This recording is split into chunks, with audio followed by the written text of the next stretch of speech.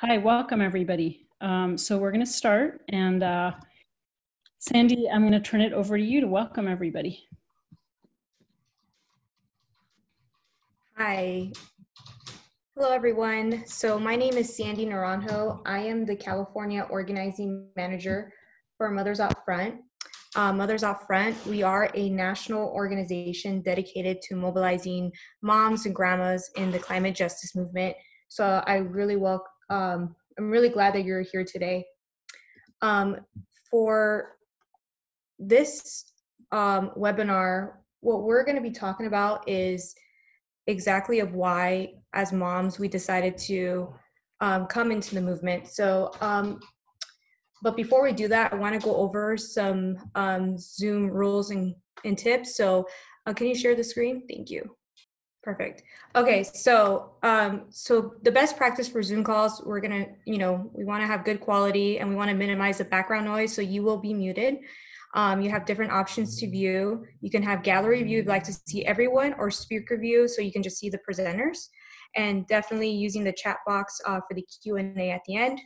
If we do get Zoom bombed, the moderator will attempt to remove the intruder. If we are unsuccessful, the moderator will shut down the call. We ask that you wait 2 minutes and then you will be logged back in. If you are accidentally dropped from the call, wait a minute to see if you get pulled back in. If not, log again and the moderator will re-admit you. So the webinar is also being recorded, so block your camera if you prefer. And I just want to also announce that this webinar is on Facebook Live, and you can find this on our Mothers Out Front Facebook page. Next slide, please.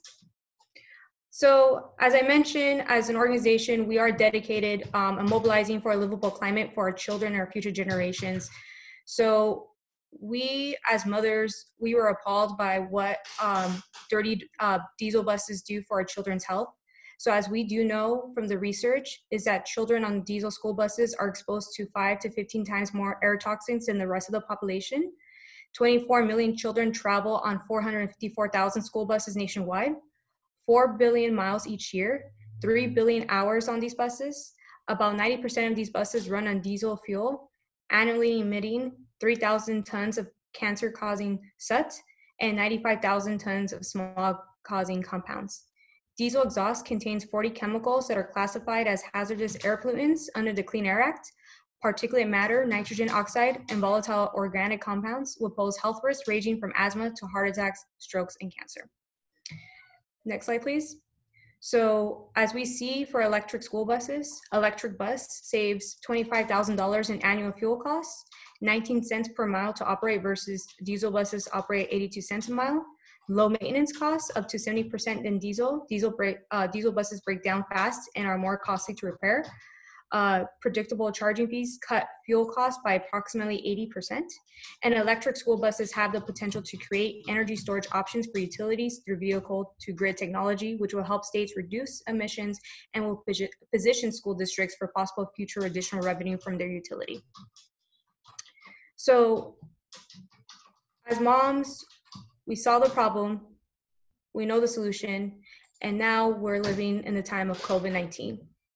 A Harvard study that was just released suggests that long-term exposure to air pollution increases vulnerability to experiencing the most severe COVID-19 outcomes. This is especially important for our communities of color and low-income communities who are more likely to live in areas with elevated pollution and who are experiencing disproportionate impacts of COVID-19. So that means as moms, we must do everything in our power to reduce the pollution that our children are exposed to, and that's why the electric school bus campaign is still moving forward. What you're going to be hearing are case studies from California, New York, and Virginia about how moms are leveraging their power to transition. Because as we can see, when there's a public health crisis, we need to really protect those that are most vulnerable. But before we go into the case studies, I'm going to introduce Julie, who's going to share her story about why she got involved in the electric school bus campaign. Julie Kimmel, are you there? Yes. Hi. Hi, everyone. Can you hear me? Yes, we can hear you. Great. So I'm Julie Kimmel, a co-leader of Mothers Out Front in Fairfax County, Virginia. and you'll hear from my co-leader, Bobby, later in the call about our local and statewide Clean Buses for Kids campaign. But I wanted to start us off with my own story, how I came to Mothers Out Front and how the electric bus campaign has changed me. A lifelong hobby environmentalist, I got really involved in local climate issues in 2017. I had a 2-year-old at the time, and I was deeply concerned about the world she would inherit as an adult. With a climate denier in the White House, my household actions, my family's carbon footprint, they all started to feel meaningless. I needed to amplify what we were doing at home, like 100-fold. So that winter, I went to every local energy, climate, environmental meeting I could find, and I thought all the organizations I visited were doing pretty good work at the federal level, but none was focused on the local and state issues that immediately impacted my family. So in Virginia, fracked gas pipelines are a big issue, and then also just the transition to renewable energy. So I called up a friend and I asked her if she wanted to start a 350.org chapter, and she did, so we did. And for the last 3 years, 350 Fairfax has been a driving force in the conversation around energy and climate issues in our county, and it's been amazing. But I was having a hard time drawing my extremely smart and talented and very, very busy mom friends into our 350 group. Our work with 350 had largely attracted retirees, and meetings were at night and on the weekends when moms want to be with their families. They don't necessarily want to come to a meeting. So when Tiziana told me she had gotten the job of Northern Virginia coordinator for Mothers Out Front, I immediately volunteered to help out. Mothers Out Front, because it's an organization by and for moms, seemed like the perfect vehicle to gather the women in my life together to fight for our children. And it's been a whirlwind of a 1.5 years since Tiziana, Bobby, and I had our first meeting back in January 2019. We built a team, and together we planned and executed an electric school bus campaign that has been way more successful than we ever could have imagined. This time last year, we were hoping for a pilot project of 1 electric school bus in Fairfax County to begin this year in 2020. And today we anticipate beginning the school year with 8 electric school buses in Fairfax and a total of 50 across the state. We are friends with our wonderful school board members who are our most important allies. We have a champion in Virginia's House of Delegates who carried an electric school bus bill for us. And we have supporters on both sides of the aisle in the General Assembly. And whenever electric school bus news breaks in Fairfax County, our local reporters call us for our thoughts. We went from being just moms who knew next to nothing about EVs or school system budgeting or energy politics or vehicle to grid, and now we shape the way our elected officials in our community think about the electric school bus issue. And all because we cared enough about our children's futures to ask our local officials and public school staff for meetings, people that anyone could talk to. We talked to them directly about the climate and air quality issues impacting our kids and their health and their future. So the shape of our campaign is changing because of the COVID-19 pandemic. We are focusing on our state level work because our school board is overwhelmed at the moment with coordinating the remote schooling of Fairfax County's 180,000 plus students. We have a huge school system, 1,600 buses. Also making sure students who rely on school lunches are fed, making sure teachers and administrators are supported. Bobby will share more about our current strategy in the call. And I'm just looking forward to hearing what is working for other teams in this difficult organizing environment. And we're hoping to find some ways we can support each other as moms and as advocates for our children. Thank you so much, Julie. I noticed that a lot of people don't have their cameras on, and I would encourage you to turn on your camera because one of the things we're doing here is we're building community. Our ability to do this work is predicated on our relationships, and there's something really, really powerful about seeing each other. So if you'd be willing to do that, I'd really appreciate it. Thank you. So much better. Okay, Sandy, I'm gonna pass it back on to you, and I wasn't sure whether you wanted me to share the slide or wait until this next section is over. Yeah, we could wait. And I just want to highlight that this meeting, for those of you that got on a little bit late, this meeting does have Spanish and English simultaneous interpretation going on. At the bottom of the control, you're going to see English, and if you select that section, you can see Spanish, and you can hear the Spanish audio that's being interpreted by a live interpreter going on. For our next guest, I'm going to present San Isidro Superintendent Dr. Gina Potter and School Board Member Antonio Martinez. San Isidro School District was the first school district to adopt the electric school bus resolution in our region.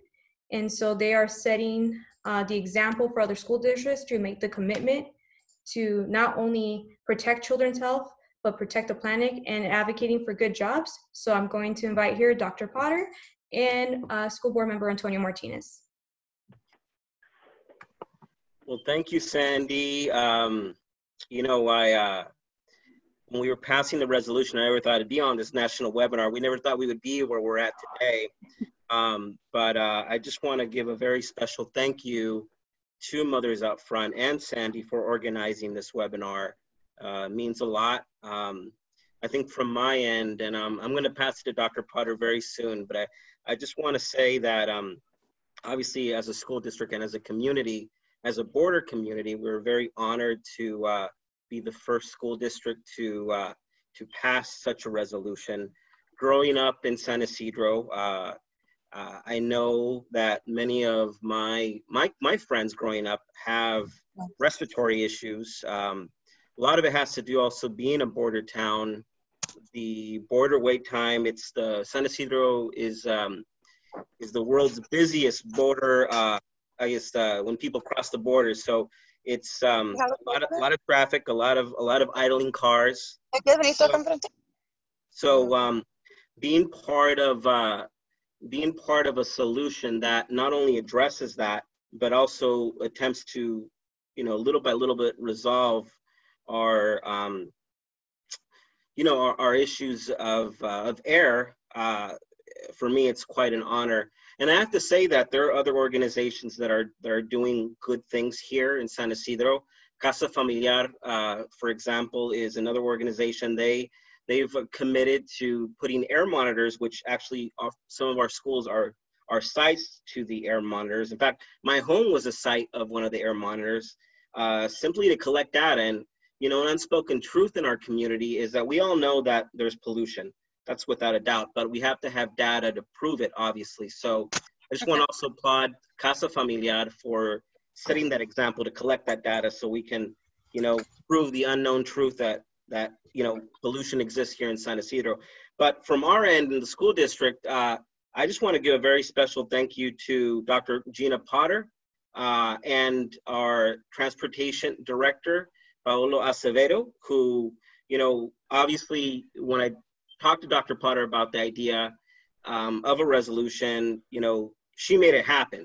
I had the idea, but she made it into a reality, and getting the details squared away, I think was one of the things that I'm very proud that we did. And I want to pass to Dr. Potter for her leadership and her efforts in making this happen. Good evening, everyone. Thank you so much to our former board president and current board vice president, Mr. Antonio Martinez. We're so proud and honored to join your WebEx this evening, representing San Isidro School District located in southern San Diego County in California.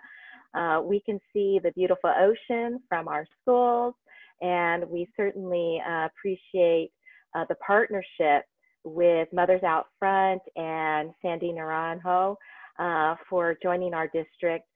We are excited because under the leadership of Sandy, we were able to pass not one, but 2 board resolutions in our school district, which represents 5,000 preschool to 8th grade students and an entire community where air pollution is a critical factor in our community. Those 2 resolutions, the first one we passed in November of 2019, and it was a resolution calling for climate change action. And that climate change action indicates that our school district's governing board, such as our board vice president, Mr. Antonio Martinez on the call with us this evening, recognizes that climate change is a critical component of healthy schools for all students in not only our state of California, but throughout our nation. We also recognize that today, children represent a particularly vulnerable group because of the increasing greenhouse gases and air pollution that will most certainly have a profound impact on each and every one of their lives. We recognize and we support the 2016 Paris Agreement that 175 countries signed, indicating their commitment to combating climate change. Then again, in January 2020, Ms. Naranjo joined Board Vice President Martinez and I to bring yet a second board resolution to our school district titled the Resolution to Establish a Zero-Emission School Transportation System in our school district, because we know that we have many of our students who suffer from illnesses such as asthma.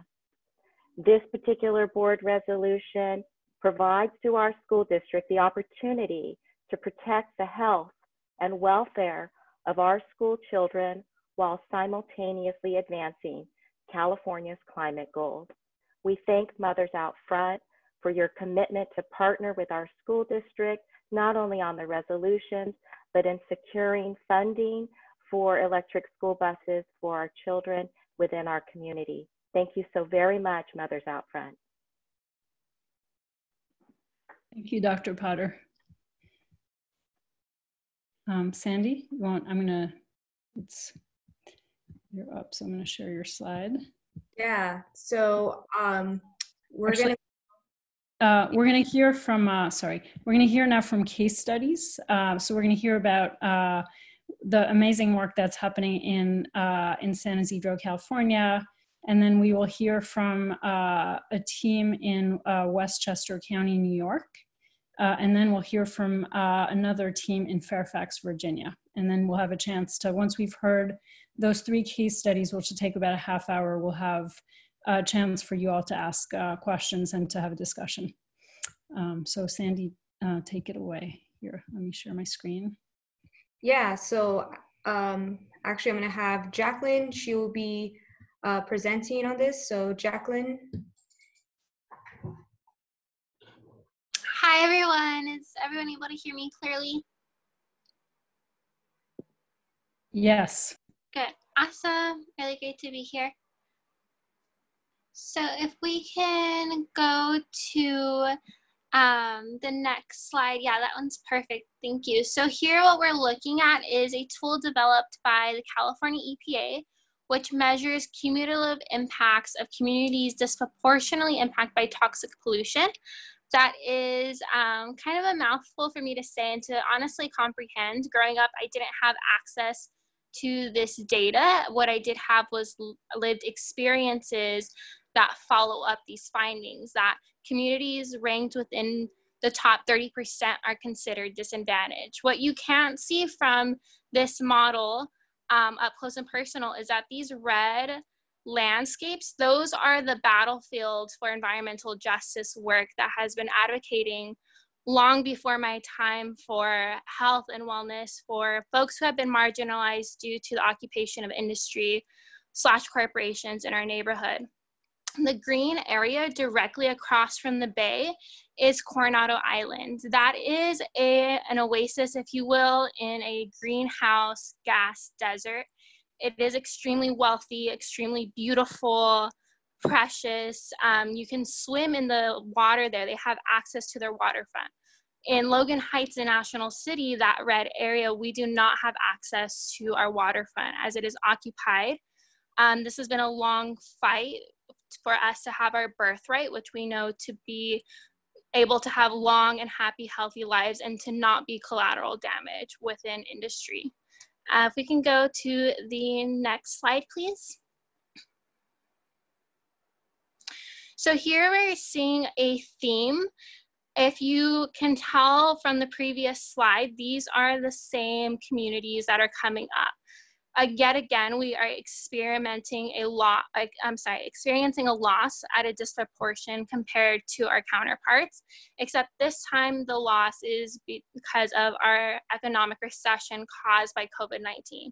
So there is a theme and there is a relationship at play between all of these sources of almost turmoil, if you will.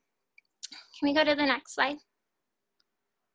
Thank you. So this is information that displays the overlapping features of the overburdens that communities like mine face, whether it be toxic pollution, high unemployment, and also these are high concentrations of communities of color. So that is definitely at play when it comes to why we are constantly pushed to the margins and why we are the collateral damage when it comes to consumer culture, fossil fuel industry.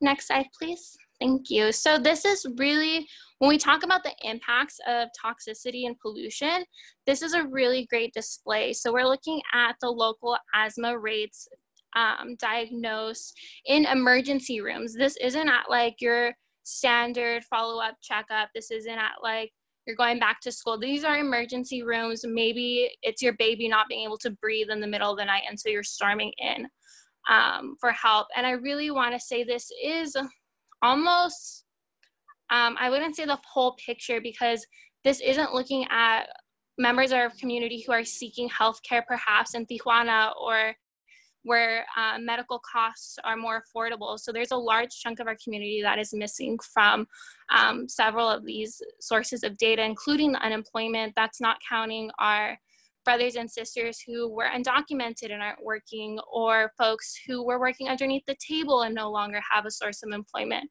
So this is a really big holistic picture that we're looking at. Thank you, guys. Awesome.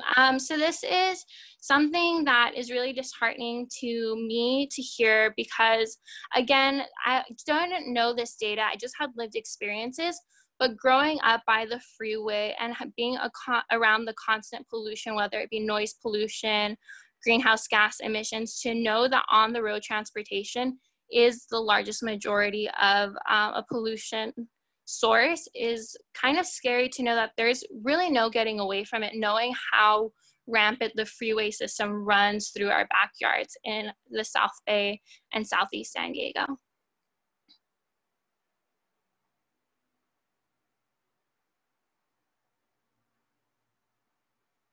Awesome, thank you guys.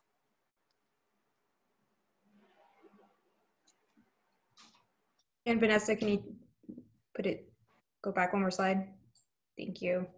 Okay, so thank you, Jacqueline, for explaining just what is going on in our communities and what are the impacts. And that is one of the reasons why we targeted electric school bus, because as we see, our communities are disproportionately impacted by pollution. Our communities also have high levels of unemployment, suffering poverty, and we're seeing our children time and time again being diagnosed with asthma. And seeing that transportation is one of the largest sources of greenhouse gas emissions, it became clear that we wanted to target a campaign to have impact, and that was school buses. So with that, we've gathered a group of moms in the region, and we worked with partners such as Sierra Club California and the International Brotherhood of Electrical Workers, Local 569, to talk about how that transition will look like. Next slide. And so what we did specifically at our team for Mothers Out Front in San Diego, we targeted the school districts in the top 30% of disadvantaged communities of the coronavirus screen. So San Isidro School District falls into that, Chula Vista Elementary School District falls into that, and there are many other school districts that fall into that. And so far, we've been really lucky to work with leaders like Dr. Gina Potter and like School Board Member Antonio Martinez to be the first one to adopt the resolution that you see on the left. And the second school district to follow their lead is Chula Vista Elementary School District, which they adopted their resolution on Earth Day. So what is the impact resolution? Well, the impact of the resolution is that school districts get a commitment to healthy children, clean air, and good jobs. Next slide. And so it does its part on addressing climate change and its particular adverse effects on environmental justice communities, vulnerable populations, and people of color, and a commitment to use state-certified electricians through the California Electric Vehicle Infrastructure Training Program to safely install electrical vehicle charging infrastructure, a transition plan to adopt 100% zero-emission bus technologies, describing eligible funding sources for both procurement of buses and financial assistance for operating expenses, and identifying local routes for electric buses, and also to a calls for convening of a working group with representatives of San Diego Gas and Electric, our utility, on assistance on how they can provide on paying for the installation of electric service upgrades and charges. So as we are continuing to target other school districts to make that commitment and to have those provisions in there, we're also, as Dr. Potter mentioned, helping our school districts with funding for the electric school bus. So the California Energy Commission, they do have a school bus replacement program. They actually proposed a decreased funding for this year. And so we have a petition on our website, which you can sign. I have the link here on the slide deck. I could also include that in the chat. But we encourage all of you that live in California to please sign to tell the California Energy Commission to increase the funding, because we see that it's important for our school districts, especially school districts like San Ysidro, like Chula Vista Elementary School District, that have already made the commitment to transition to help with the funding. And this is one of the funding ways we can make that rapid transition for our children's health, for our planet, and to get going for good jobs for our community. Thank you.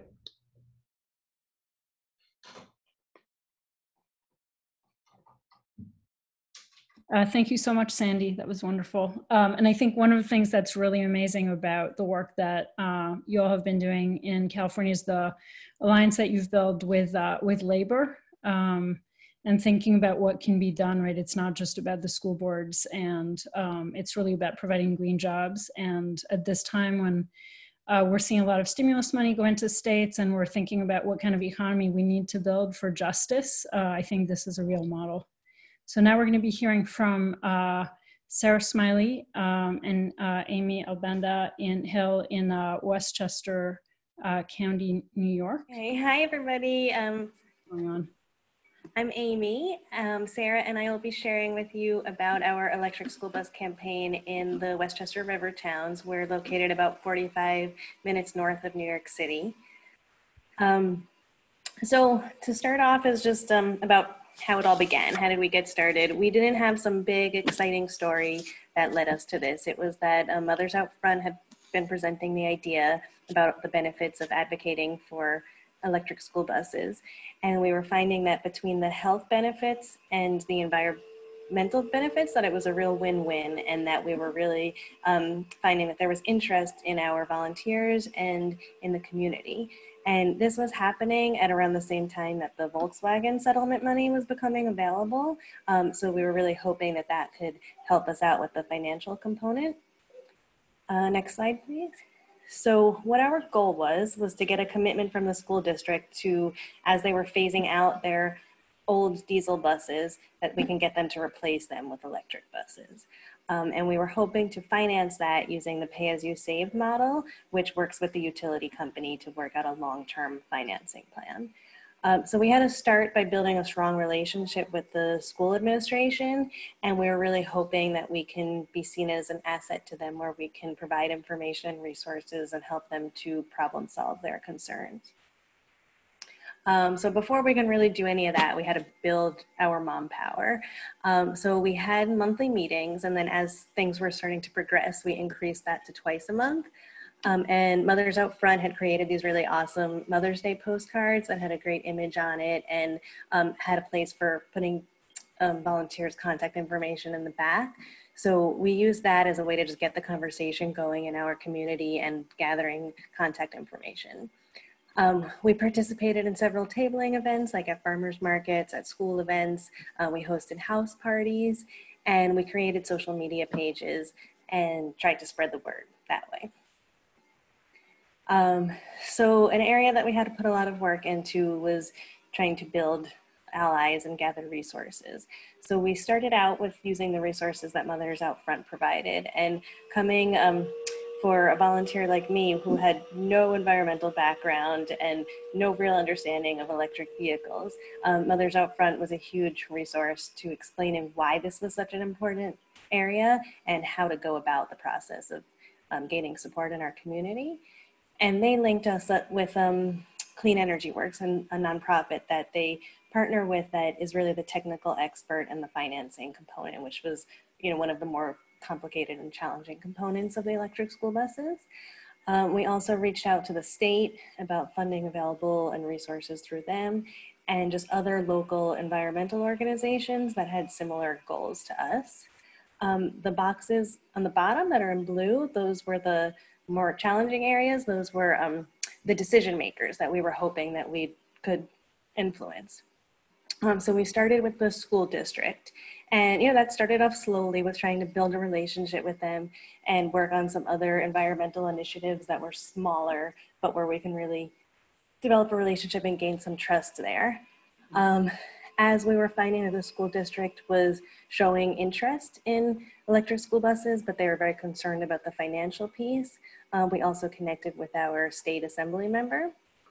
And Con Edison, our utility company, that was a large decision maker because they would hold the key to doing a long-term financing plan.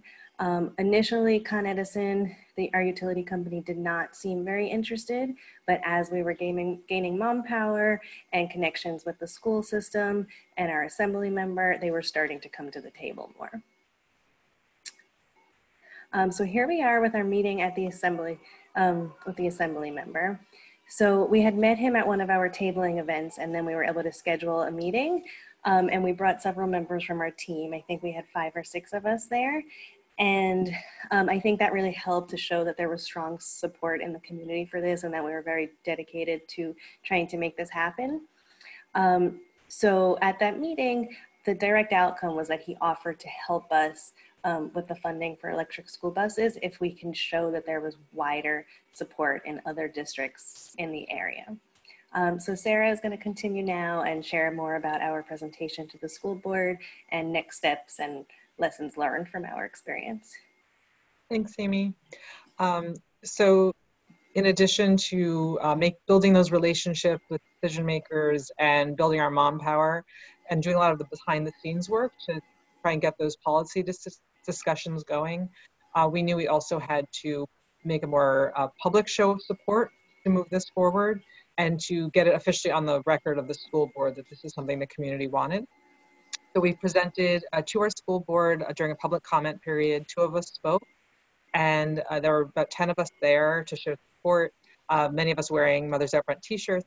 And we also wrote up an article about it that we submitted to the local paper that was published online that we're able to circulate afterwards, which was really helpful to spread the word. And the immediate response from the school board was very positive. Even if it didn't have a firm commitment, they were definitely happy to see the community there to support the issue. Next slide, please. Thank you. There were many ways that people were able to plug into our campaign and help us move forward with it. Amy and I co-coordinate the team, so we led those discussions with organizations and the decision makers, but we really relied on the support of our teammates to attend those meetings with decision makers to show our people power and also to help spread the word in the community, whether it was tabling at events and also doing research that was really useful. And Amy mentioned that we also were working on other initiatives with the school. Those efforts led by our volunteers really helped build trust and also raised our profile in the community. So helping us maintain that connection with the school administration, as well as a separate event that was unrelated to school buses, but it was actually a critical event for this campaign. Next slide, please. So that event was part of our Beyond Gas campaign. It's called Taste the Future. That was modeled off events that teams in Massachusetts had done, where it was an induction cooking event. And we held ours at a professional cooking studio in the area, and a chef led a hands-on demonstration with us. And we got to present on our campaigns. And it was a very fun, engaging way to pull people in. And what proved critical was that we had invited the state assembly member whom we had met with earlier, and he attended along with his chief of staff. And he got really into it, and they stayed the whole time. And they also saw that there were a lot of people there that we were able to bring out to an event. And they were asking us questions about our campaigns. And the result of that is that he offered to take funding that he had allocated to cover the difference in cost for our district between a diesel bus and an electric school bus, as well as to cover the cost of a charging station. So we've connected his office with our school administration, and they're in process of working out the paperwork to get that funding. So hopefully that comes to fruition, which will be a real big success for us. So our initial framework for this, as Amy pointed out, was to have a long-term financing plan using the utility company. We've learned that that is a more challenging thing to tackle. It's still our long-term goal, but it didn't quite mesh with the immediate needs of the school board budget calendar, where they were going to replace buses next year. And we still have to bring the utility company to the table. Some challenges with that were being able to get enough data from school districts in the area, but that's something we're still working on. And in the short term, having a state grant, while not sustainable for a whole fleet, we think if it works out, then having that first bus will generate a lot of excitement, and people won't want to go back to investing in more diesel buses. And of course, the big question mark that was already mentioned in the first presentation is the impacts that COVID-19 will have on school budgets and what that will do to our conversations going forward. Next slide. Some lessons that we've learned so far in our campaign are that building relationships are really key, both with moms in the community to build our power, as well as with our allies and decision makers. And that making our team a resource by getting information and helping to problem solve shows that we're serious about this and that we can be an asset in helping move this, this plan forward. Finding a champion, in our case, it was a state legislator. The timing worked out that he was up for re-election and wanted support, and also that he had funding he could allocate, but that proved really helpful for us. Demonstrating market demand means showing that there's enough interest in electric school buses that we want to demonstrate to the utility company that it'll be cost effective for them. It's also important to show to legislators that enough constituents are interested that it'll be worth their time to invest in moving it forward. The messages that we used were really powerful, focusing on the health benefits and also making people aware that any bus we buy that's run on diesel is an investment in more fossil fuels that our kids will be breathing in for years, and that will be harming our planet for years to come. Decision makers, whether it's a school official or an elected official, they want to be seen as leaders on this issue, and they're excited about being a role model to other districts. So playing up that part of it is really motivating. And lastly, just starting these conversations in the community, building our team and giving opportunities for people to participate. It's built our power to get this done. And it's also really rewarding just to know that we started these conversations and moved this issue forward that may not have happened otherwise. And so it's so important that people get involved, and because speaking up really makes a difference. Thank you very much. Thank you, Sarah and Amy. And now we're going to hear from Julie and Bobby in Fairfax County, Virginia.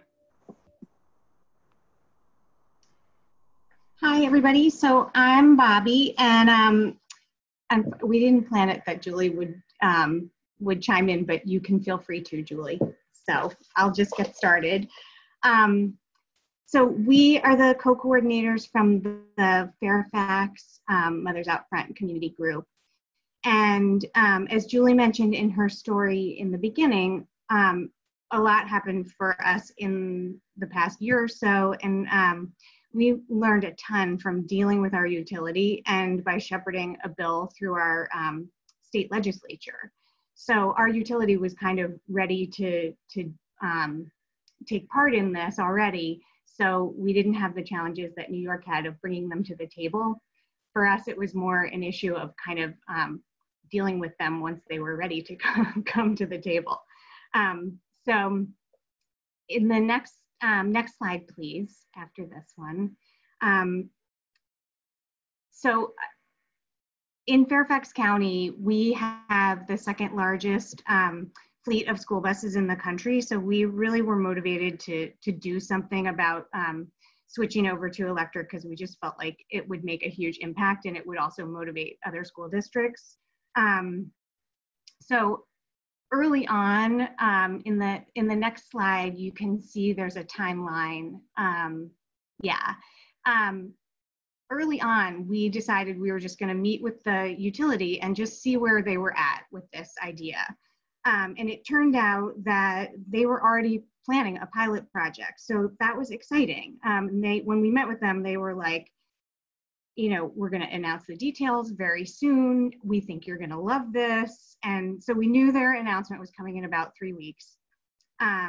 And we met with our state delegate right after that, Delegate Keem, and we told him what we'd learned from Dominion and asked if he'd help us, you know, with how we were going to approach this. And he said he loved that we were working on this project and he agreed it was important. His daughter had asthma, so he was really, you know, taken with the idea, and said he'd love to help. And this is where we learned the first of our 3 main lessons, because I feel like over the course of the past year, we've had 3 really specific lessons. And the first one was his advice to us in that meeting: make sure you take control of the narrative. I mean, that was like the huge thing that he told us that really helped us all along. So we knew their announcement was coming in 3 weeks. So we planned our media event to announce our electric school bus campaign in 2 weeks. So we got out ahead of them, and we sent out a press release announcing it and got some media coverage, and a lot of press showed up for the event. Next slide, please. So here's our event up in the top left. Those are our school board members, and we invited some of them to speak. In the top right, that's Delegate Keem. And a ton of press came because it was close to the beginning of the school year. So I think that it was just, you know, a good timing thing. And next slide, please. If you click through it, we just got a ton of press coverage, and that really helped. So the following week is when Dominion made their announcement about their pilot program. And because we had taken Delegate Keem's advice and taken control of the narrative, we were invited to the event, and all the reporters who were there spoke to someone from Dominion and then came straight to us. And we were included in every news story that was on, you know, on TV for the next week about this, this initiative. So that was very good. So after Dominion made its announcement, we soon learned our next big lesson, which is basically like, work with your utility, but do it very carefully. So like your utility company where you guys are may be really easy to work with, but ours is like kind of dicey sometimes. So we just wanted to be really careful and be really clear about what it was they were offering in their program. So a quick overview of their program is just that they agreed to purchase 50 buses for school districts in Virginia to be on the road by 2020. So this year, Fairfax County is getting 8 buses, and they paid for this out of their own pocket. But phase 2 of their program required legislation to allow them to charge their ratepayers extra. They were going to get, this one says 200, but it's actually 250 buses per year for the next 5 years. And that is going to be paid for on the backs of their ratepayers, which, you know, if it's a reasonable amount, maybe that's a good way to go about that. But you have to be careful about what they're planning to do. So phase 3 allowed them to charge their customers more so they could replace every bus in the state starting in 2030 at the school district's regular replacement rate. So like for Fairfax County, that would mean we would have our buses replaced by 2046. We kind of thought that was too long. But anyway, what makes the utility want to do this is that they use the bus batteries for vehicle-to-grid systems. And that means that they take the extra power on the battery after the bus is parked for the day and they put it on the grid. This helps the utility for a couple reasons. It smooths out the grid during peak times, like when everyone comes home from work and turns their air conditioning on, it puts a lot of stress on the grid, and utility companies, it saves them money if they can smooth out that process. And sometimes they have to buy extra power from out of state, so that costs them more. So this is a way for them to save money. And I think sometimes they can even sell the power if they have extra, so it also, they make money off of it. So it sounds like a win-win, of course, but the catch is, especially for this, their program was only available to school districts that had what they call location value. So that means the charging stations for the buses are in a useful spot for these vehicle-to-grid systems. So if your school district in Virginia somewhere happens to have terrible air quality or high asthma rates, or some of the oldest, most polluting buses, but you don't have location value, you're out of luck. And on top of that, another thing that we were sort of like raising our eyebrow at is Dominion stood to make a 10% return on every dime of their ratepayers' money that they put into the program, because by law, they get a guaranteed return on anything deemed a capital investment, which this was. A couple other things that we didn't like about this program was the timeline. I mean, we wanted it done faster than 2046. So we set our goal for our group for full replacement of the whole state by 2030. And also Dominion their program didn't cover the whole state. So it left about 4,000 buses out of the total 17,000 in the state like ineligible. So we didn't think that was good either. So if we go to the next slide, please, that brings us to our next lesson that we really learned, and that was use your mom voice. We learned that we didn't have to be energy experts to get this done, to address the problems that we saw with their program. As moms, we had a right to demand a program that was fair to all kids. So we were just like, okay, let's write a bill that does this the right way. So Delegate Keem said he'd sponsor it for us. And he said, when you put it together, just ask yourself, what are you trying to fix, and go from there. So what we wrote, oh, we can go to the next slide. Sorry. Thank you. So what we wrote addresses the Dominion program's shortcomings. We thought we created the Clean School Bus Grant Fund, which allows any school district to apply for funds to replace their buses, and gave weight to areas with high asthma rates, poor air quality, and the oldest buses. It set a full replacement goal of 2030, and it covered the entire state. So meanwhile, Dominion had its own bills because it needed legislation to get that phase 2 of its program done. These bills included the wording that the program is in the public interest, which essentially means there is no oversight on how much extra they can jack up their rates for their customers. It was basically like a blank check. So this program was really shaping up to be a cash cow for Dominion. And we were like, okay, we need to make sure that this is fair. So next slide, please. So Virginia has a really short legislative session. It's only 60 days. And that first month in January is really important to educate legislators about issues. So again, we needed to use our mom voices. So we went down to Richmond every Tuesday, and we met with as many House members as we could to tell them not only about our bill, but also what we didn't like about Dominion's bill. We were sure to say that, like, we thought we could work together with Dominion as long as their program made sense. But as moms, we wanted a bill that looks out for our kids' best interests, not the best interests of Dominion stockholders. We spoke at Lobby Day breakfast. You can see Julie there talking at the Virginia Clean Cities breakfast. And then we hit the hallways of the House office building, and we passed out folders of our information to every member that we could. Next slide, please. Okay. So eventually the bill went to subcommittee, and it actually had great bipartisan support.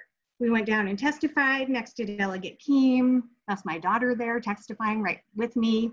And it passed the subcommittee 7-1. And then in the larger Labor and Commerce Committee, the same thing happened, great bipartisan support. It passed right through. Delegate Keem said that this meant that the members liked the policy, the fact that it passed so easily and with support from both sides. So that was great. Next up, though, was the Appropriations Committee, where our bill sadly died. So it was a sad end. And it was just because the committee thought that it was just too much money. So that just means we need to start working with Delegate Keem as soon as we can, actually, to find additional funding sources, because we just want this fund to get started, and then we can keep, finding other funding streams for it. But we just want to establish it. So what happened with Dominion's bills were they were both killed as well. It took a while for legislators to understand, but eventually they figured out that this program wasn't fair to Dominion's ratepayers and that the utility stood to earn excessive profit from the program. So they voted no. I believe a huge part of why that happened was our time that we spent educating the legislators during the session. And I know Dominion will try again next year too, and they'll know that we moms are watching them, so they better make sure their program is fair. We're more than happy to have our state-run program and their private-run program side by side, but not if it's at the expense of people who are already working hard enough to pay their utility bill. So we'll just keep on plugging away and bring it back next year and hope for the best. Great, thank you so much, everybody. Thank you.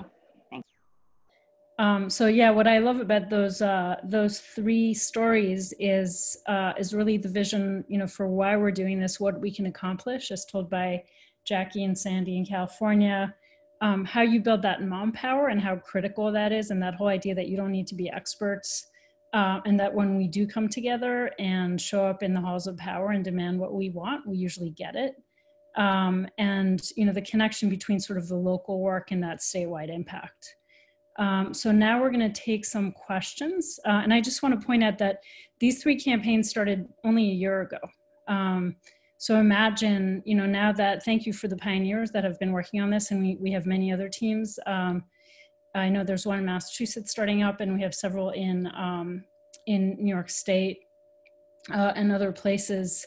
What we could do a year or two from now if we put our minds together and put our voices out there. So now we're going to take questions. Tiziana, have you had a chance to lift up a few questions to ask the panelists? Well, yeah, but so there were a couple that were already answered by the leaders. So I don't know if you want me to read the question and answer, or just go to the ones that have been unanswered. Go through ones that haven't been answered yet. Okay, so they just started. Well, thank you, everyone. That was a wonderful presentation. Super excited. So Joe was wondering, how much money would your bill provide per bus? I guess to Bobby. Oh, well, sorry, Julie already answered that. You guys are so fast. The goal was to provide a cost difference between the electric bus and the traditional bus. That's the answer from Julie. So next question is from Mary. What advice do you give for parents and advocates who want to begin conversations between school districts and local utility companies to discuss vehicles to grid technology and long-term electric school bus financing? Do you have anyone in particular addressing that to, Mary, or? Anybody want to take that one? Yeah, if anyone wants to take it. Sarah? I can share just our team's perspective on that. Would be to really work with as many community members as possible to show support from multiple districts. At least that's what our district isn't that big. So the utility company isn't super motivated to just work with our district. But if we can show that there's a lot of interest already before going to the utility, I think then they'll start to see that it would make economic sense for them. So if you're already starting with a large district, I think just going to them with that community support and to show that the school has already bought into it to some extent would be pretty strong argument. Thank you so much. Anyone else want to add anything before I go to the next question? Okay. All right. So Joe asked a question, was already answered, I believe. And Rachel wanted to know how much more does the electric bus and charging station cost in New York versus the diesel? I could jump in here. So for a traditional diesel bus, it was going to be about $150,000, and the electric bus was about twice that, as close to $300,000. So it's a significant increase. But the thing that is very important to keep in mind is that because the school system wouldn't be paying for the cost of diesel gas, and the maintenance costs are so much lower for electric vehicles that the long-term costs balance out, but that initial upfront cost is significantly higher. And that's why it's a big hurdle to overcome. For the charging station, Sarah, am I correct? It's about 25,000. That's what we were told. Great, thank you so much. I'm sorry. A quick question on the 25,000 for the charging station. That's the vehicle to grid bi-directional charging station. That is what the, I'd have to double check that. That's the number that the district had received from the utility company. From the utility, not from the manufacturer. That's what they had, I believe they had told us they had been told that by Con Edison, the utility company. Okay. But I have to, honestly, I'd have to verify that. And you're working with Lion? Yes. Does anyone happen to know the value or the cost of a charging infrastructure for bi-directional for Thomas or Bluebird? No? Okay. All right, thank you for your questions. Oh, could I just say that we were told that actually you could get a charger for $500 if you were just charging one bus. Yeah, we spent about $2,300 on an 80 amp single direction, just simply a charger, but not the bi-directional charger. Okay. Any questions on around the building of the Mom Power? And I see. Sorry, but they're coming really quick, so I'm trying to. Well, Linda was wondering if for funding sources, if any, if your states, New York or Virginia, have air district like they do in California, that might be able to provide funding. Well, not New York, and I believe not in Virginia neither. Yeah, so. I think one of the things that to be thinking about right now is the stimulus money that's coming into to your states. A huge amount of the CARES Act is going to public transportation. That isn't directly electric school buses, but I think it's something to be finding out about. And I think a really clear next step there is to start talking to your state decision makers to find out if there's a way to allocate some of that money to electric school buses, because we know that school boards are really strapped right now. There are a lot of school boards that are getting funding cuts and aren't able to work and dedicate time as they did in San Isidro. And so really putting pressure on the legislature, as well as sort of building Mom Power across your state to put pressure on the utilities is probably one of the ways to go. And this call is going to be followed up in a couple of weeks by a strategy session to really dig into sort of how do we do this work in the age of COVID virtually, maybe focusing on different targets. Thank you. We have a few other questions. I'm trying to get through like the quickest to answers first, and then so is it possible to retrofit existing buses to electric power? Does anyone know if that's? I don't want to answer for anyone. I would say I've heard about this, and it's really not the same retrofitting them, because you've got so many things that you don't have in an electric bus. You do have in a diesel, like an exhaust system and all that. So the retrofitting is not as good, and I don't know, I think it has too many variables. You better get a bus made for electric. Yes, back in, oh gosh, around 2010, California did about 8 retrofits. And those would not pass state inspection to be a school bus today. Okay. I wonder if Okay. we have any questions from Spanish speakers on this call, whether Carlos, you can hear me, and whether you'd be able to put anything in the chat.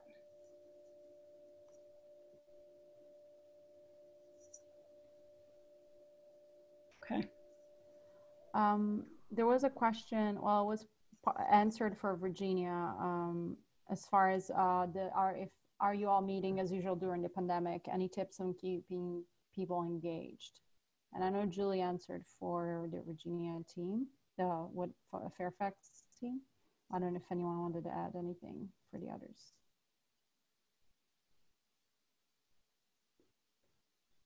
How to keep people engaged during the pandemic. I could jump in here. Our team is still meeting through Zoom conversations like that. We're still trying to hold meetings twice a month. It's interesting because in some ways we haven't had some members as involved that used to be just because of all the new challenges, but we've also attracted some new members who have more availability through the Zoom calls rather than meeting in person. We're also trying to start like a phone bank calling where we're going to spread the word about some of our campaigns and specific actions that people can take from home to try to keep people engaged and motivated and use this time at home effectively, hopefully. And we love the idea that the Virginia team is doing to try to support frontline workers and support their community. So we were inspired by your posts and we're going to work on that at our next meeting. Oh, that's awesome. Yay, moms. Someone was wondering about, Jennifer Brown was wondering about if anyone, so the district is convinced propane is the cleanest and they're providing facts to counter it. Has anyone had good responses to this that have worked? So propane versus electric. I have spreadsheets. There's plenty of data. Yeah, there's plenty of data that shows that electricity is cleaner per mile. Mm-hmm. Yes. Okay, so sorry, 1 second. So Linda was wondering, in terms of building manpower, what kinds of training did you provide to your volunteers to prepare to be as effective as possible in their advocacy? If any. Well, our team it wasn't really formal training, but we did put together and utilize fact sheets that were already put together and created some of our own versions. And I think just encouraging people by saying, as was said earlier, that you don't need to be an expert on all the technical aspects, but just to convey why it's such an important issue to you and focusing on both the health impact and the climate impact. So it's really just honestly, really through the team meeting format that we went through that and had materials. And people also practiced at tabling events. So they got a chance to sort of pitch it themselves. I know we also did public narrative training, so learning how to tell your story when you're testifying with the Virginia team. Okay, well, it is coming to, it's 9:35 on the East Coast, I think 6:35 in California. So we are going to end this call. But if you would like to sign up and sort of follow the progress of electric school bus campaigns, you can sign up at our website. I just put the email in the chat, mothersatfront.org/join-ESB. We are absolutely looking for new volunteers in California, New York, Massachusetts, and Virginia. And if you're not in one of those states, do let us know if you are interested. We don't currently have the setup to support new teams, but it is certainly something that we'll be looking at in the future. And we can keep you on our mailing list to keep you informed of what's happening. So thank you very much to all our presenters tonight. It's always so inspiring to see the incredible work and just how different these three campaigns are, right? That shows that we really are figuring this out together. There's no formula, and it really, the way we're gonna address this is by going out there and building relationships, talking to decision makers, and figuring it out together. So we'll be following up this webinar in a few weeks, as I said, for those of you who are involved in the local campaigns to really strategize around your state and local campaigns, but also see if there's something that we can be pulling together nationally to somehow infuse more funding into this for all of our states. So thank you very much, everybody, and have a great night.